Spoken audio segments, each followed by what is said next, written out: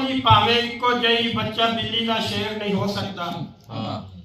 संगत विच रवे भावे उम्र सारी, गिद्दड़ कदे दलेर नहीं हो सकता।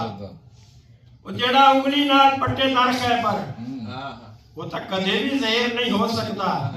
वो दुश्मन अली दा होवे जावे जन्नत दे विच, तौबा तौबा अलेर नहीं हो सकता।